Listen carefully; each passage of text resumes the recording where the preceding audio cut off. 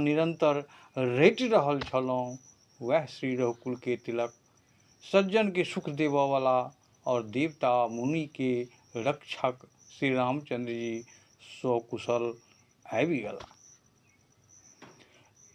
शत्रु के रण में जीत को सीता जी और लक्ष्मण जी सहित प्रभु आबि रहल छथि।